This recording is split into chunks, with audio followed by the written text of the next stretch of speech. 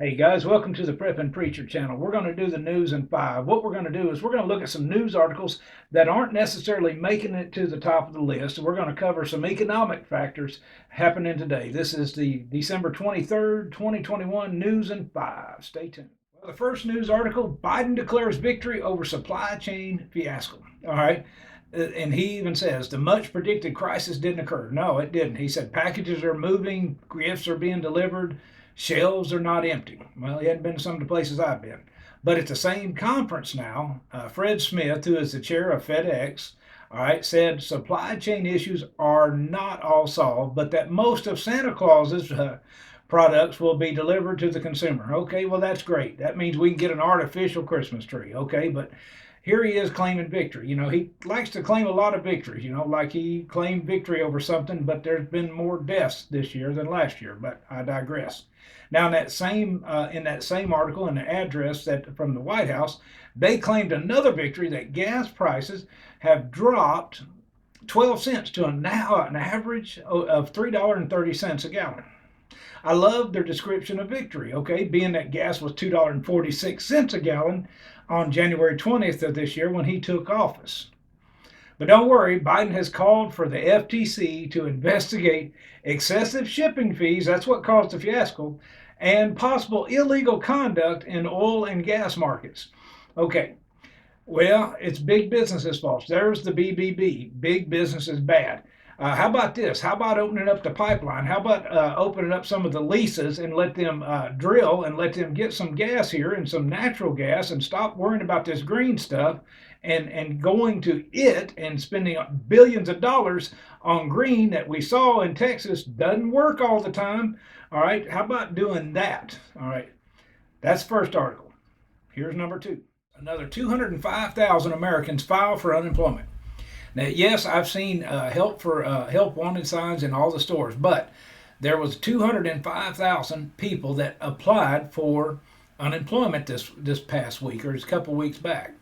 In the article, Bankrate senior economic analyst Mark Hamrick said, fortunately, there's no evidence in this data of a new wave of fresh job loss.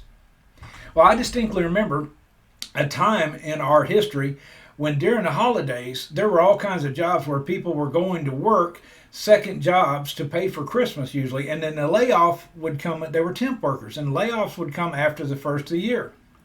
But now 205,000 new unemployment claims for 2 weeks in a row. And you'll see articles in the news, New York Times and different places, CNN, all that.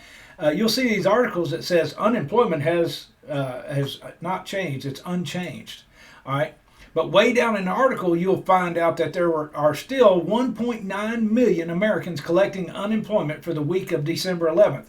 That 205,000 each week, 2 weeks in a row, is 205,000 new applications for unemployment in the United States. So there's unemployment going on. Maybe there's something else causing the unemployment, the layoffs.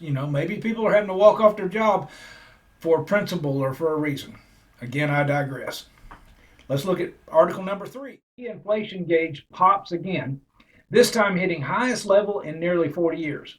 The Commerce Department reported on today, that is December 23rd, that the headline personal consumption expenditures, the PCE index, a price index, what they look at, rose by 5.7% in the 12 months through November. That's a higher pace of inflation than the 5.1% logged in October. It's going up, guys, which was the highest since 1990, and nearly 3 times higher than the Fed's inflation target of 2%. Now, I want you to understand this. The Fed said, okay, it's only going to be 2%. We're at 6. We're 3 times what they thought. They need to get some more economic advisors, okay? It's also the highest level since July 1982, when PCE, when this price personal consumption expenditure inflation hit 5.8%. Now, that was in 1982. I remember those times. It was hard. Remember that the PCE now, it excludes food and energy, some of the highest stuff that we've seen going up. Does Venezuela sound familiar?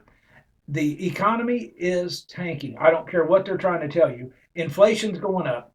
And when inflation goes up and wages do not, People do not spend as much. They don't have it to spend because they're taking care of their rent. They're taking care of the fuel to get to and from. They're taking care of the food to take care of their family, medical expenses, everything else they're taking care of. So expenditures are not going to be as high. So what should you do? Real quick, diversify. Okay, take some of the cash that you've got if you've got it. Uh, get some tangible goods. I keep saying tangible, tangible, tangible. Get some tangible goods. Get food put up. All right. Get hard goods. Always, always invest in some hard currency. Okay, this is real stuff. This is silver. This is 1 ounce. Silver and gold have always been used through economies, and it still will be. But diversify. Now, guys, just trying to bring you some news, trying to bring it quick to you. But until I see you again, I'm praying God may richly bless you, that you'll continue to stand in that gap. This is the Prep and Preacher, guys. I'm out of here.